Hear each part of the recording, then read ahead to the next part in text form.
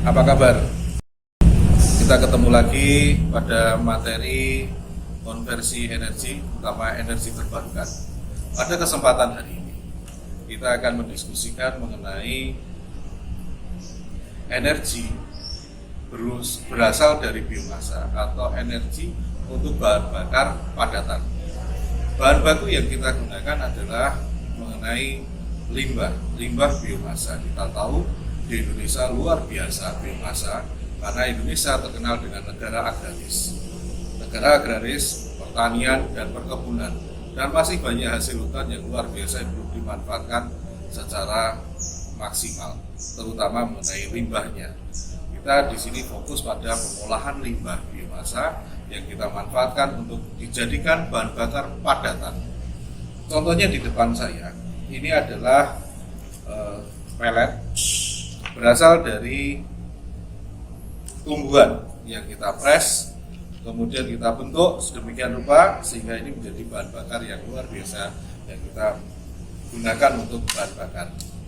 Kemudian yang kedua adalah berbentuk briket. Ini briket kotak, kemudian ini juga briket berbentuk silindris. Pada kesempatan ini kita akan mendiskusikan mengenai cara pengolahan dan pemanfaatan briket, terutama bagaimana proses pembuatan briket dari awal sampai akhir, sampai cetak, sampai dengan penggunaannya. Kemudian pemanfaatannya, jenis kompor yang kita gunakan atau reaktor yang kita gunakan untuk pemanasan atau pembakaran briket. Kita saksikan PowerPoint yang akan saya sampaikan. Mahasiswa Prodi Teknik Mesin Sekolah Tinggi Teknologi Warga Surakarta. Pada kesempatan ini kita akan mempelajari mengenai bahan bakar dari limbah padat yang merupakan bagian dari materi ajar teori mesin konversi energi.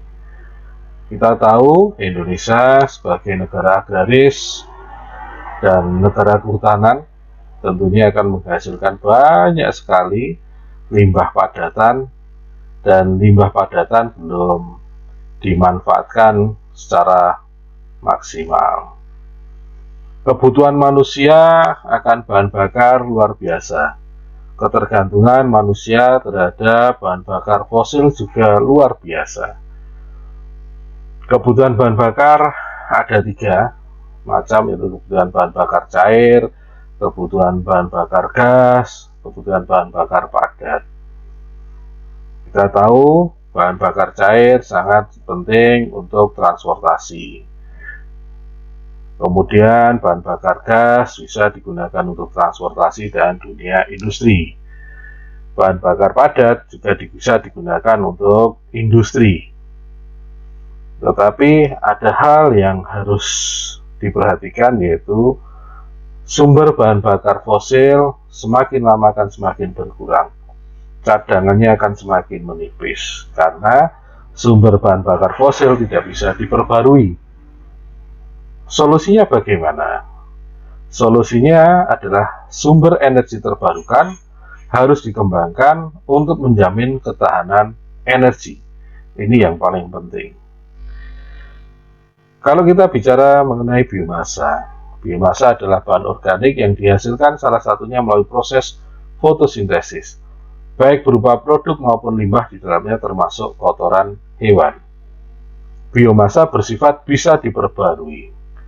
Contoh biomasa adalah hasil pertanian dan limbah tanaman, kotoran hewan, terutama kotoran sapi yang bisa dipergunakan untuk menghasilkan energi gas, yaitu biogas. Sampah kota, limbah industri furniture, limbah perumahan, pohon di hutan. Tentunya ini adalah bagian dari contoh-contoh dari biomasa. Biomasa mempunyai kadar air, mempunyai kadar volatil, mempunyai fixed karbon, kadar abu, dan nilai kalor. Ini yang harus diperhatikan ketika akan mengolah biomasa menjadi bahan bakar yang bermanfaat.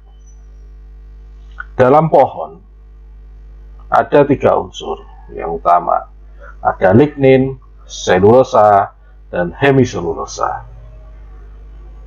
Ketiga kadar ini diperhatikan juga dalam pengolahan limbah padatan yang berasal dari biomasa untuk bahan bakar padat. Biomasa tidak bisa langsung dimanfaatkan. Kenapa?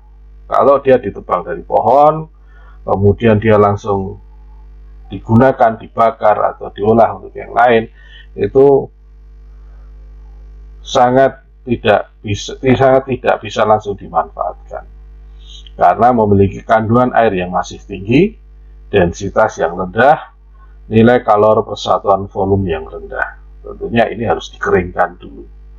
Jadi dalam proses pemanfaatan biomasa harus diperhatikan dulu yang pertama mengenai ketersediaan biomasa di daerah situ. Ketersediaan bagaimana? Melimpah, kemudian belum termanfaatkan secara maksimal.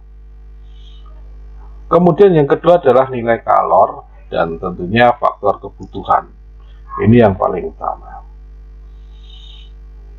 3 faktor dalam pemilihan bahan bakar pembuat briket. Kemudian dari setelah pemilihan bahan bakar tersebut, bahan briket, bahannya itu kita potong menjadi potongan kecil-kecil. Kenapa potongan kecil-kecil? Agar mudah dan cepat menjadi arang dalam proses karbonisasi.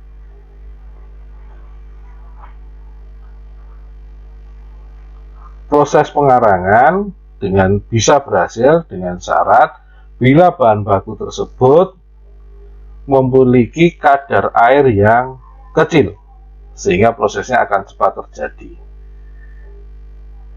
Proses pengarangan atau karbonisasi dengan cara pemanasan tanpa udara. Hasilnya adalah arang biomasa. Arang biomasa kemudian ditumbuk sampai halus.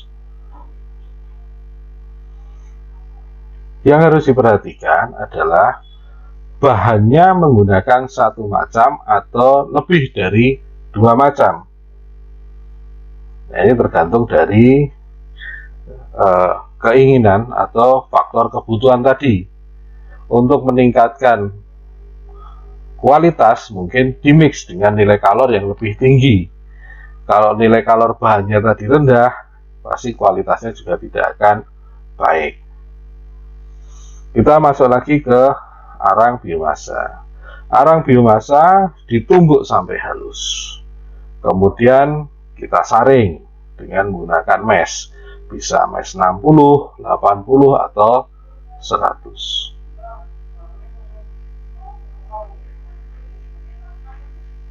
Kemudian ditimbang sesuai variasi yang akan dibuat. Ini tadi bahan briketnya lebih dari 2 atau hanya 1. Nah, ini harus diperhatikan juga. Kemudian variasi tersebut bila bahannya lebih dari 2, kemudian ditimbang sesuai dengan variasi yang akan dibuat.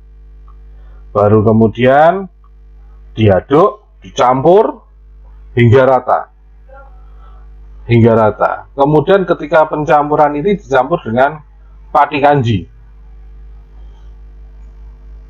Bahan pengikat kita pilih pati kanji, tetapi juga ada bahan pengikat yang lain seperti tetes tebu, tar, kanji, resin. Nah, kunci penggunaan pengikat adalah kesesuaian antara pengikat dengan bahan yang akan diikat.